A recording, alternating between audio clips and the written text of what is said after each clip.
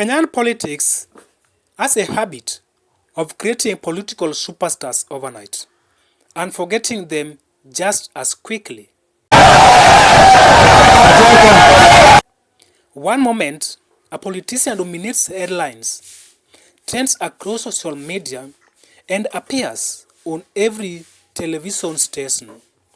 The next moment, they struggle to command national attention.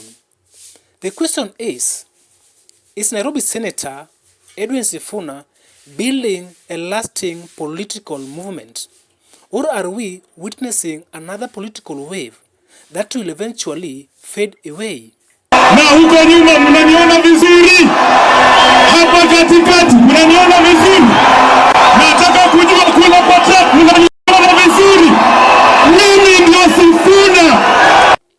There is no doubt that Edwin Sifuna is among the most eloquent politicians in Kenya today.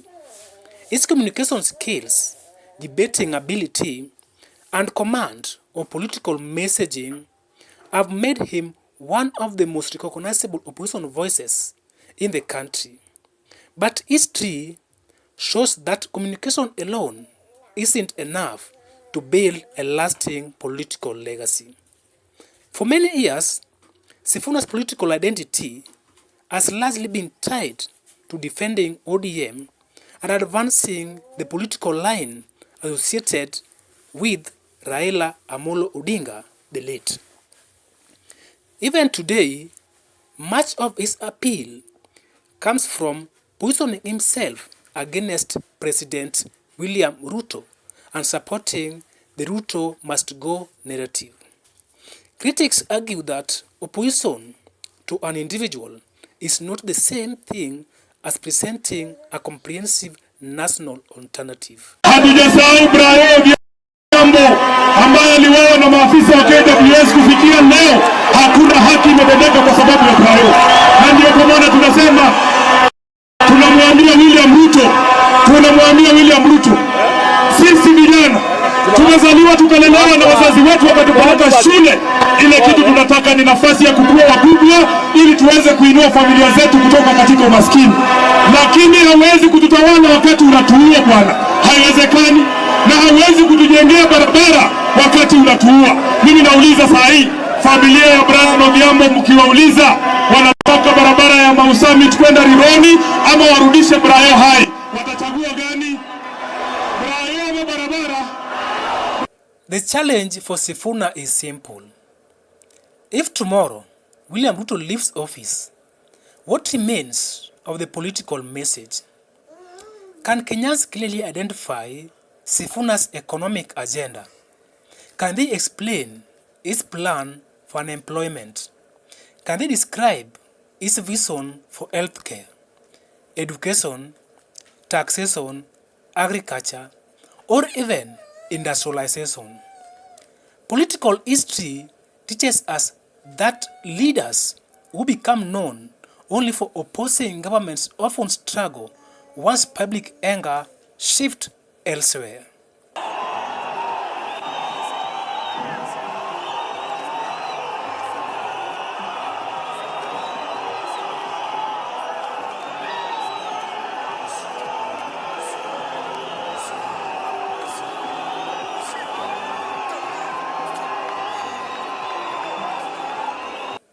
Take the example of Morara Kebasu. At one point, Morara appeared unstoppable. Social media was flooded with his videos. His criticism of government projects attracted huge audiences. Many people believed he was becoming a major political force.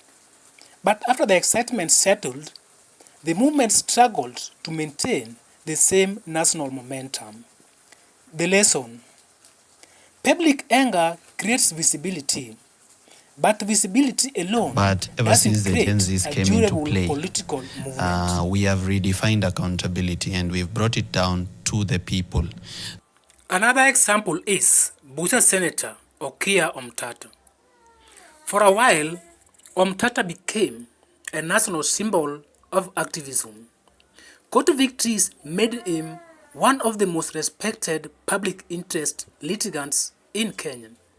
At certain moments, many Kenyans even imagined him as a future presidential contender. Yet despite that admiration, the excitement gradually cooled. Why? Because admiration doesn't automatically translate into a mass political machine. A politician may trend nationally today and still struggle to convert that attention into a permanent political force tomorrow. My focus is not going to be diminished. And I'm not one who walks away from a fight. I know there's a fight to dislodge President Ruto from power.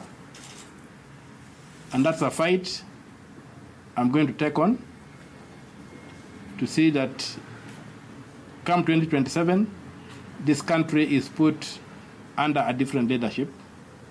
This is the crossroads where Edwin Sifuna finds himself. His supporters see him as the future of opposition politics. His critics see him as a politician whose popularity is heavily dependent on anti-government sentiment and the legacy structures of ODM. Even within ODM, Sifuna has faced significant political battles over his role and future influence, highlighting how uncertain political careers can be. The reality is that Kenyan politics is filled with leaders who once looked unstoppable. Some had massive rallies, some dominated headlines, some became social media sensations. But very few transformed popularity into lasting national influence.